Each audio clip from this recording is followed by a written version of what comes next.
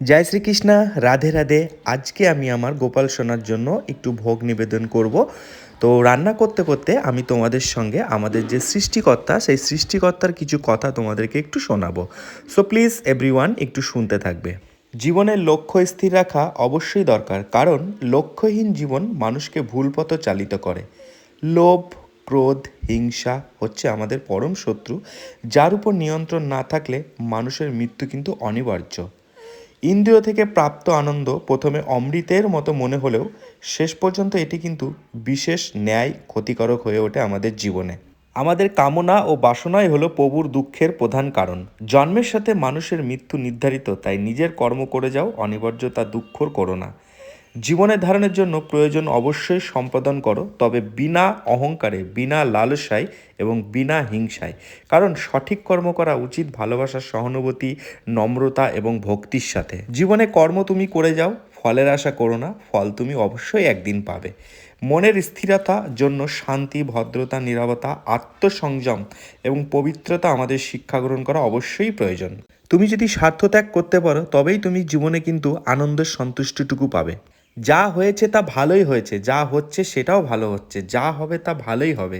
ভবিষ্যতে কি হবে তা নিয়ে তোমার লাভ নেই ভেবেচিন্তে। বর্তমানে পরমে আনন্দে বাঁচতে শেখো। নিজের মনকে সর্বদা কর্মের উপর স্থির করো, কর্মের ফলের উপর নয়। লোভ, ক্রোধ, হিংসা হলো মানুষের প্রধান শত্রু, যা নিজের অজান্তেও জীবনের সবচেয়ে বেশি মূল্যবান জিনিস সময়ের ক্ষতি করে। কারণ সময় হলো পরম ক্ষমতাবান্য, যা কারোর জন্য থেমে থাকে না। জীবনে অমরত্ব পেতে সম্মান অর্জন করতে শেখো, কারণ জীবন ক্ষণস্থায়ী, কিন্তু ব্যক্তিত্ব হচ্ছে অর্জিত সম্মান চিরস্থায়ী। সর্বদা আমাদের মনে রাখতে হবে, জীবনে যতই কঠিন পরিস্থিতির মধ্য দিয়ে যাবে, তোমার ব্যক্তিত্ব ততই কিন্তু প্রখর হবে। প্রতিটি কর্মের আগে আমাদের কর্মের প্রতি সঠিক মনোভাব গড়ে তোলা অবশ্যই, সেটা কি আনন্দের সাথে সম্পন্ন করা সম্ভব। সঠিক উদ্দেশ্য নিয়ে সঠিক কাজ সম্পন্ন করাই হলো আমাদের জীবনের পরম সাফল্য।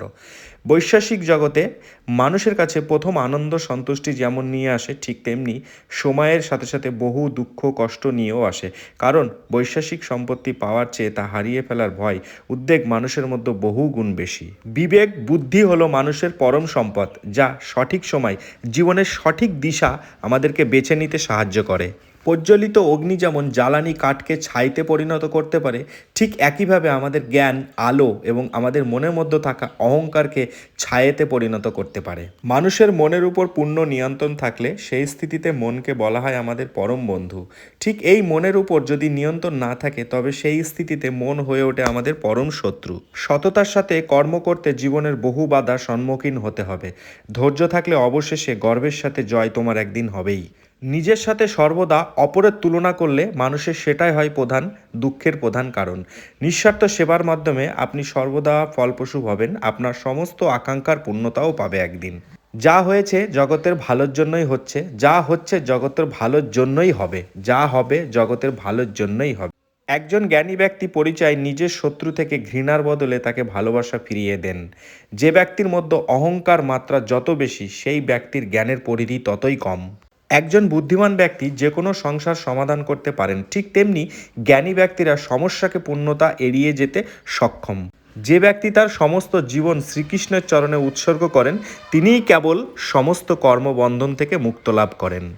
সফল ব্যক্তি কেবলমাত্র তিনিই হতে পারেন, যিনি প্রতিকূলতার সাথে কোনো পরিস্থিতিতে পরাজয় স্বীকার করেননি। ক্রোধ বুদ্ধিকে গ্রাস করে, লোভ মানুষের থেকে গ্রাস করে, চিন্তা আয়ুকে গ্রাস করে, অহংকার মানুষের থেকে গ্রাস করে। যাই হোক, আমার গোপাল সোনাকে সেবা দিতে দিতে আমি আপনাদেরকে অনেক কিছুই শোনালাম। কেমন লাগলো অবশ্যই জানাবেন, আর আমার গোপাল সোনাকে দর্শন করুন এবং সবাই বলুন রাধে রাধে।